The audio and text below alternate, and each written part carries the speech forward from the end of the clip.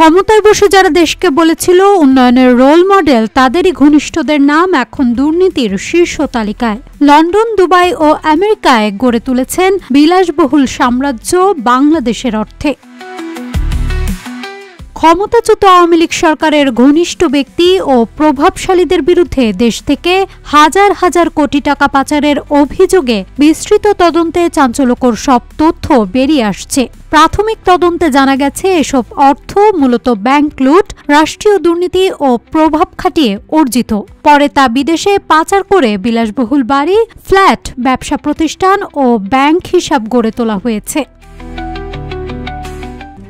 RICL TMX, যুগের পর যুগ স্থাপনা থাকে মজবুত। তদন্তে উঠে এসেছে পতিত প্রধানমন্ত্রী শেখ হাসিনার বোন শেখ রেহানার লন্ডনের বাড়ি এবং তার মেয়ে যুক্তরাজ্যের সাবেক মন্ত্রী টিউলিপ সিদ্দিকের বিলাসবহুল ফ্ল্যাটের তথ্য। শেখ হাসিনার ছেলে সজীব অজেদ জয়ের আপসর বিনিয়োগের বিষয়েও অনুসন্ধান চলছে। এসব সম্পদের বড় একটি অংশ লন্ডনে হলেও সংযুক্ত আরব আমিরাত ও যুক্তরাষ্ট্রেও বিনিয়োগ রয়েছে বলে জানা গেছে।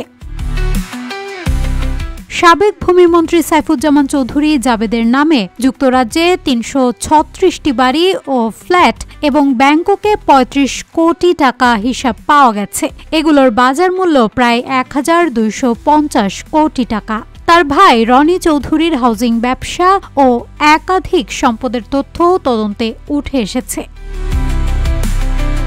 বেক্সিমকো গ্রুপের কর্ণধার সালমান এফ রহমানের ছেলে শায়ান এফ রহমান ও ভাতিজা শাহরিয়ার রহমানের নামে দুটি বিলাসবহুল বাড়ি চিহ্নিত করা হয়েছে, যেগুলোর মূল্য প্রায় ৭৭ লাখ পাউন্ড।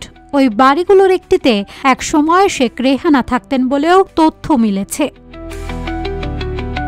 আওয়ামী লীগ সরকারের ঘনিষ্ঠ ব্যবসায়ী আব্দুল মোতালেব যুক্তরাজ্যের সাবেক মন্ত্রী টিউলিপ সিদ্দিককে একটি বিলাসবহুল ফ্ল্যাট উপহার দেন।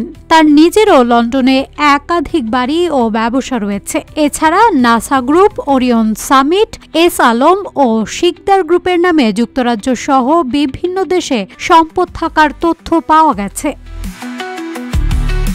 এই বিশাল দুর্নীতির তদন্ত করছে বাংলাদেশের একাধিক সংস্থা, বাংলাদেশ ফিনান্সিয়াল ইন্টেলিজেন্স ইউনিট, দুর্নীতি দমন কমিশন, জাতীয় রাজস্ব বোর্ডের কেন্দ্রীয় গোয়েন্দা সেল ও পুলিশের সিআইডি।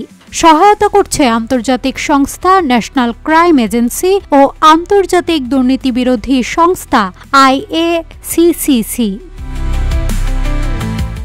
এখন পর্যন্ত বাংলাদেশ সরকারের দেয়া তথ্যের ভিত্তিতে যুক্তরাজ্যে ৩ জনের সম্পদ জব্দ করা হয়েছে। CIC এর একটি তদন্ত দল সম্প্রতি যুক্তরাজ্য, যুক্তরাষ্ট্র ও সংযুক্ত আরব আমিরাত সফর করে ফিরেছে। তারা পাচার করা অর্থে গড়া সম্পদের আলোকচিত্র ও দলিল সংগ্রহ করেছে।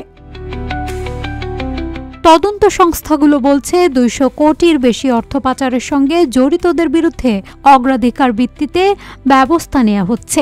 ধাপে ধাপে আরও অনেক নেতাকর্মী ও ব্যবসায়ীর বিরুদ্ধে তদন্ত চলবে, যাদের বিদেশে মোটা অঙ্কের সম্পদ রয়েছে বলে ধারণা করা হচ্ছে। নাজহাতুল তোয়া, রূপালী বাংলাদেশ।